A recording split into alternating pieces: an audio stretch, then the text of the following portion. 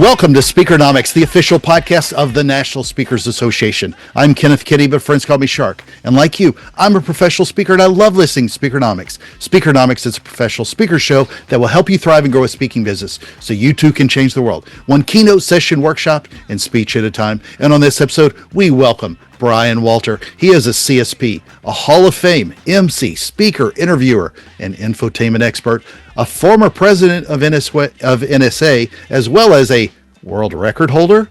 Brian, welcome to Speakernomics. How are you today?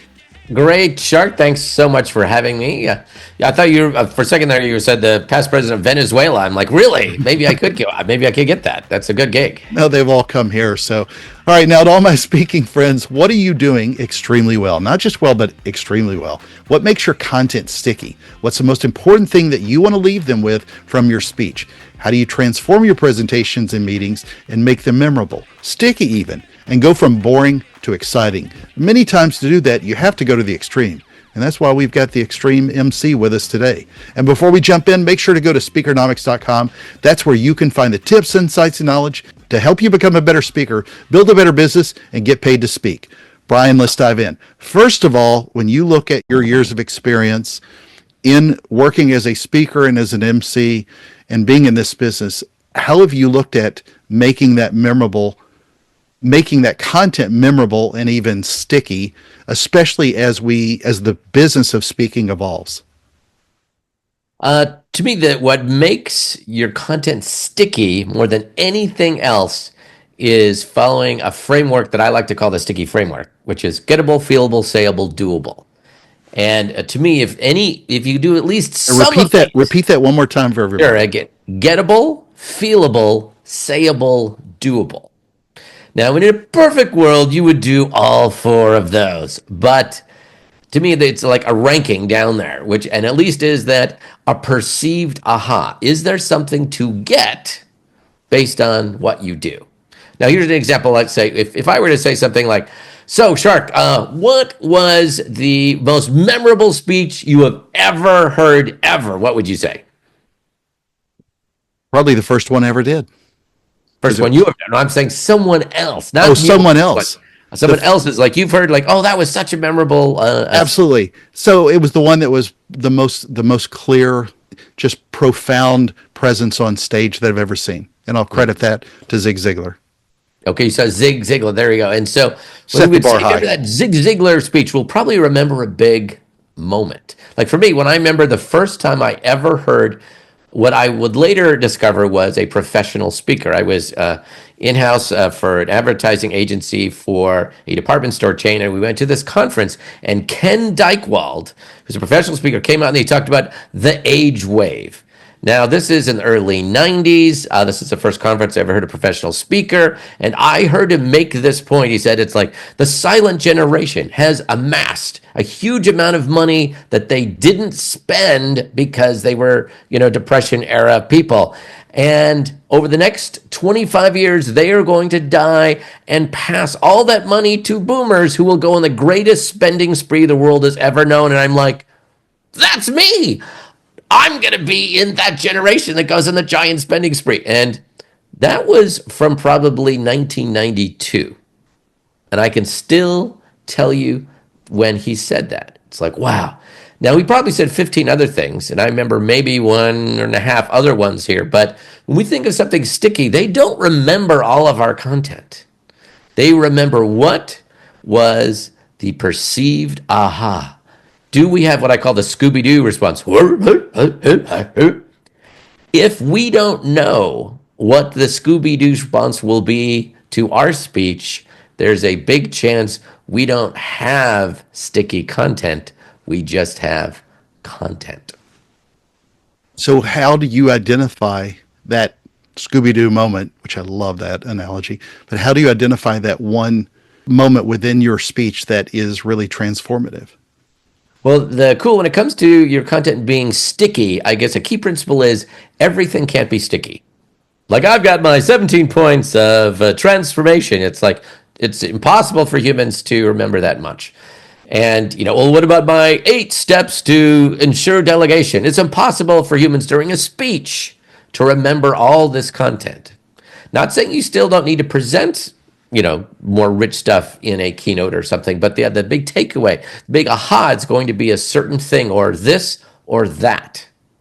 So you want to pick what that's going to be. And I call it pick your sticks. Pick your sticks. What do you expect to be sticky? Now, sometimes it's like you will hopefully put craft. You will design what that's going to be. You will make that sticky so that it's sticky because you, as the speaker who originated this program, are the ones deciding this is what is supposed to be more important. However, sometimes you discover what's sticky by what audiences members tell you after your speech. Now, I'm sure you've had this experience before. You've just given this great presentation and you're basking in the glow of all these people coming up. Oh my gosh, that was so amazing. Oh, Shark, you're so amazing. You're so blah, blah, blah, blah. You're going, yes, yes, yes. And then someone says, when you said blah, blah, blah, blah, blah, I mean, wow, it blew my mind. And you say, thank you. The problem is you didn't actually say that. You didn't say that. Sometimes the audiences will hear something different from what you've said. Now, if that's just a one-off, great. But sometimes you will hear multiple people saying, we heard this. And then you've got to decide. It's like one of two things. That isn't actually the most important thing. Therefore, I need to work on my most important aha point. So that is what they remember. Or you realize the audience is smarter than you, and you should make that the most important thing. I remember when I had a program on elevator speeches, on giving elevator speech, and I had this very elaborate how to say what you do in such a way that people wanted you to keep talking. So that sounded very clever to me, and it was clever but not, effective. But I'm talking, and I ad-lib during this speech. When someone says, "What do you do?" It's like a game of verbal ping pong. They hit it to you, and what are you supposed to do when you play verbal ping pong? You're supposed to hit it back. I just ad-libbed that. At the end of the program, people came up and they said, I love your verbal ping pong program.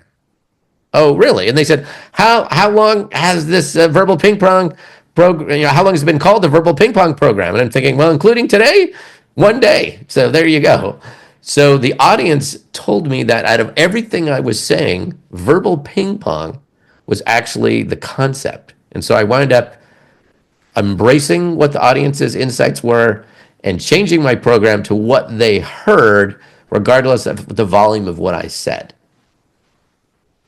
How do you then go about framing that one thing when you have identified with it and make it sticky? You mentioned that earlier. Is how do you design, building around that one pillar? What are the kind of things you do? Is it additional stories? Because to your point, I specifically remember a time that I came up and complimented somebody with something, and they didn't even push back and say I didn't say that. I don't think they knew that they said it, and it made me laugh because I realized they probably were doing a lot of their speech ad hoc and didn't remember everything through their speech. But when you start really trying to get people to focus on that one thing, you could miss the mark if you don't frame it correctly. And they, to your point, if they could hear something else or hear something that doesn't even relate back to your topic. But really, when you start crafting to make it sticky, what are the pieces that you put around it to make it stick? Well, sure. I'll talk about two different tracks to make it go. One is what I call, again, the sticky framework, which again is gettable, feelable, sayable, doable. Is there a perceived aha? If there's not a perceived aha, sticky is going to be very difficult. You're going to have to go with the spray and pray approach. I say all these things and I pray one of them hopefully will stick. That does quasi work for some people, but that's not what the best keynoters do. That's not what the best trainers or program or workshop leaders do. It's like they say, no, this is what's the most important, or this and that are the most important things.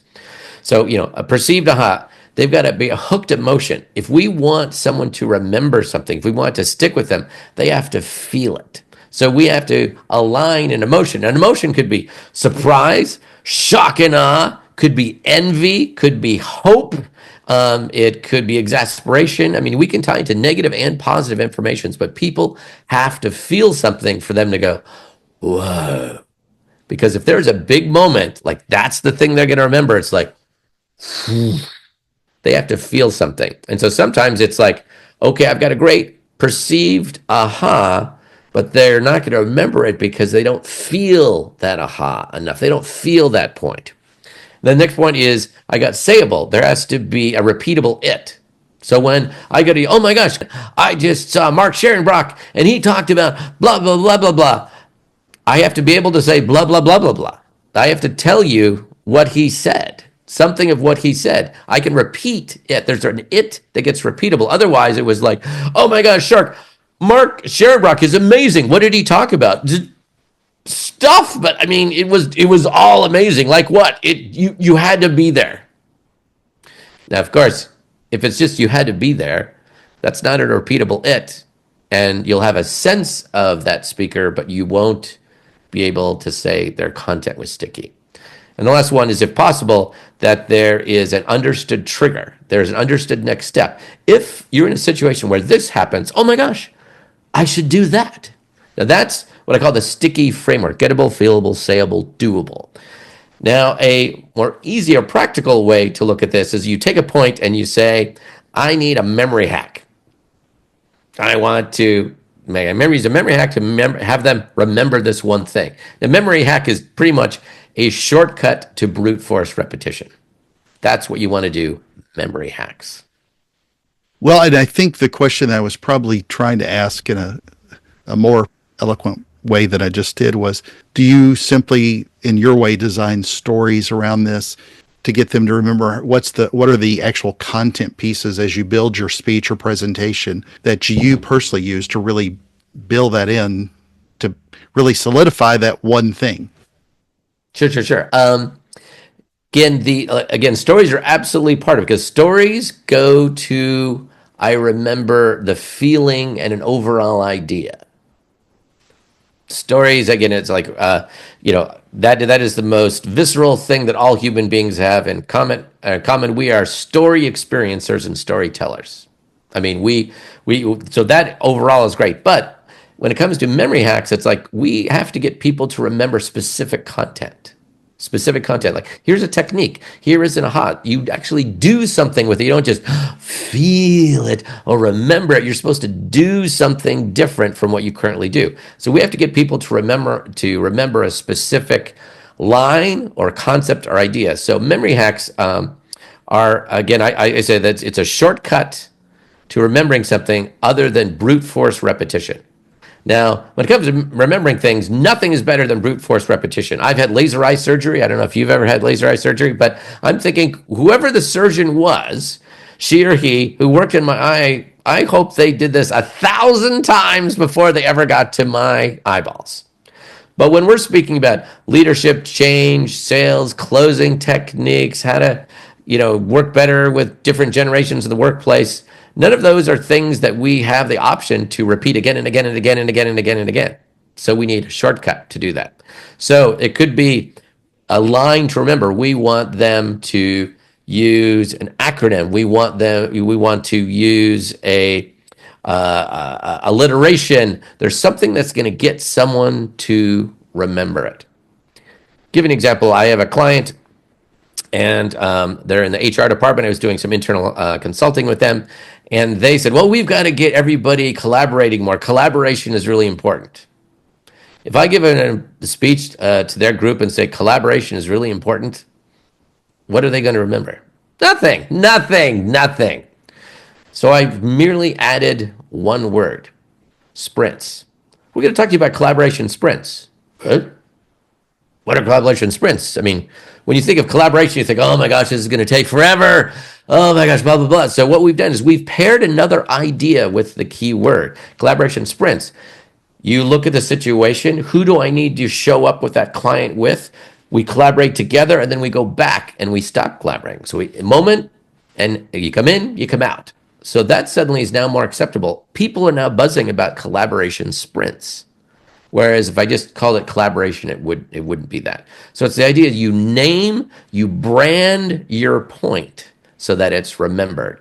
That's the actual technique. Do you think this should always only be limited to one point? And the reason I'm bringing this up is I hear from, especially in the business world, where they're not just looking for one big idea, but often maybe three. I'm always thinking of the power of three actionable takeaways. It's something that I did at my own conference too. And Mhm. I agree completely. I find a lot of speakers often miss that one big idea, that one that everybody remembers. None of them are sticky. But I often wonder, is there a way for those people that do the one well to be able to do one or two more? So I think when it comes to speakers, for us to all just talk about one thing only, that's great for like a TEDx or possibly a keynote. Like again, if someone's hiring me to do a keynote, I'm supposed to align with the theme. I'm supposed to have an idea, a note, not a keynote. It doesn't say hire me to do a symphony. It says a keynote. So we want to have like the one big idea, but within that one big idea, there might be, well, how do you apply it? What are they? What is it made up of? There's going to be different additional components, but also what is the gateway? It's like, okay, there's an aha, and there was a story that made me feel, and then I give you a little information from like if you're in this situation, this is how you would apply it. So those are multiple content points that you're making, and there might be a model that you're presenting, but it's really going to come down to, again, was there an aha? Did I feel something? Is there a repeatable it? Can I say what it was? And do I know what to do something with it? To me, that's the ultimate measurement. Now, again, you can do that multiple times in a longer program, because again, not everyone on this on our Speakernomics is like, I'm not necessarily a keynoter. It's like everyone doesn't keynote or doesn't keynote primarily. It's like, okay, I do a 90-minute program. 90 minutes a lot different than 45 minutes. Or I do a 3-hour. Sometimes people say, well, I do a 3-hour keynote. It's not a keynote if you're doing it for 3 hours. It's a program. Or you might be training, or you might be doing a workshop or a lab or something like that. So there's, within our speaker continuum, there's a huge range of lengths and purposes, but still it comes down to the bottom line. Do you have insights you want them to remember? Do you want them to be able to act on it? In which case we have to use these tools of memory hacks to help people remember what we said so they can do something different. Now for a little speaking trivia. With one of the most memorable and iconic speeches of all time, approximately how large of a crowd witnessed Dr. Martin Luther King Jr.'s I Have a Dream speech? Back with the answer in just a moment. Before we jump back to the show, here's a moment with NSA member and certified speaking professional Jess Pettit. Jess, what Hi. does NSA mean to you in your speaking business? NSA, the National Speakers Association, means to me you get out of an organization what you put in it. I wouldn't have a business if it wasn't for what I have taken from NSA, and that is in direct correlation for what I have volunteered, shared, and really tried to support other speakers. This is a very lonely business. This is a very scary risk happening. A business is a roller coaster that I think I volunteered to get on. And NSA is a community of other people on the same journey. It is an honor to be able to support other people, build that community that I definitely benefit from. And like I said, I wouldn't have a business 20 something years later if it weren't for NSA. We all got a ticket to the same roller coaster. I know there's Better not hang on. There's not snacks, but it is worth the ride. And here's the answer. In 1963 in Washington, D.C., Dr. Martin Luther King Jr.'s I Have a Dream speech was witnessed by an estimated crowd of approximately 250,000 people. And now, back to the show.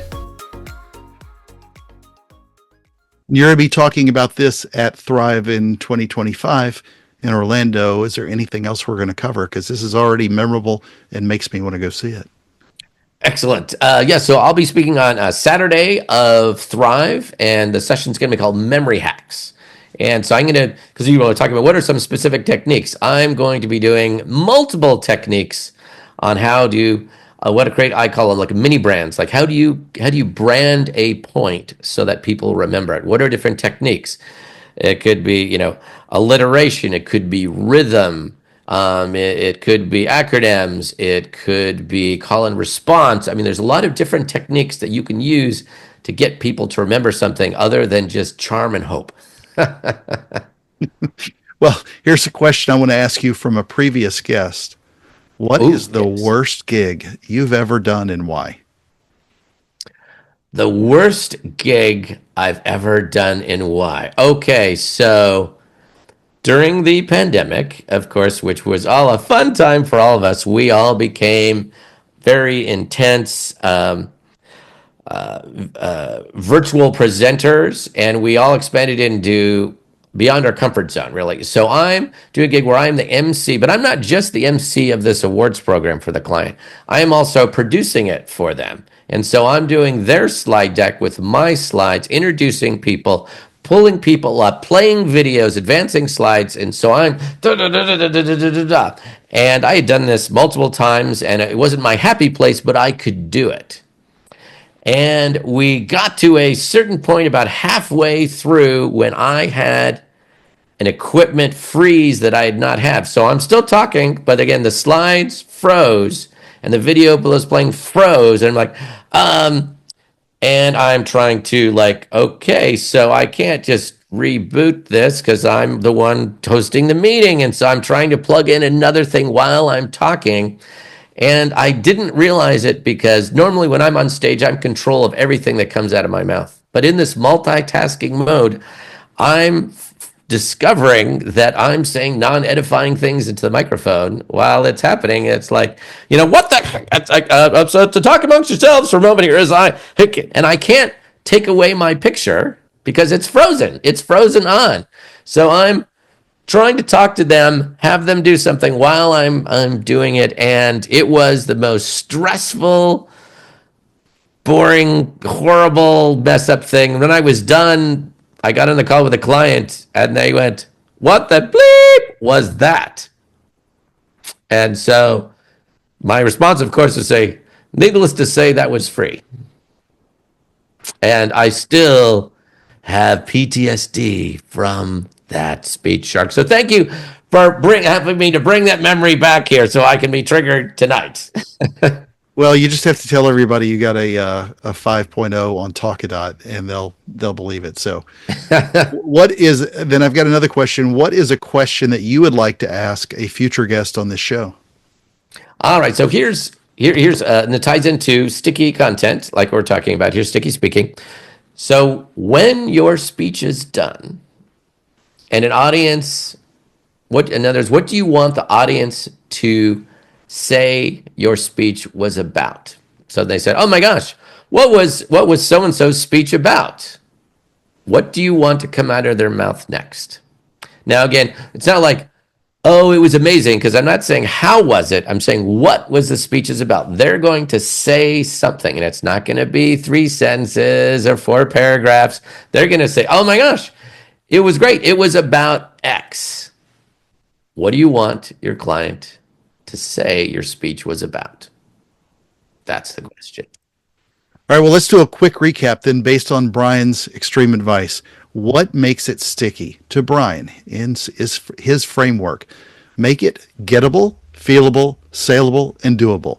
They Perfect. remember. What's that? I said, you're perfect. Okay. Crushed it. Cool. They remember the perceived aha. If you don't know your own Scooby Doo moment, it isn't sticky. Number 2, don't make it too many things. You can present them with a lot of things throughout your presentation, but pick what that one thing is. Pick your sticks and then design the content around it to make it sticky. Sometimes they remember it differently from you, so make sure you emphasize what you want to make sticky. Number 3, to get them to remember that you have to hook them with emotion. They have to feel something. Brian, I'm looking forward to seeing you at Thrive again. Any last closing thoughts before we speak ourselves off this stage? The last thing is going back to what you just said. Pick your sticks, because if you don't, they will, and what they choose might be different from what you had hoped. Outstanding. Friends, make sure to join us at Speakernomics.com and let your voice be heard. I'm Kenneth Kinney, your host of the National Speakers Association's podcast, Speakernomics, and this has been another sticky episode of the show. Thank you, Brian, for your service to NSA and for lending your voice to the show. And everyone listening, thank you for the privilege of your time. And remember, Speakernomics is a podcast where you'll learn to speak, get paid, repeat.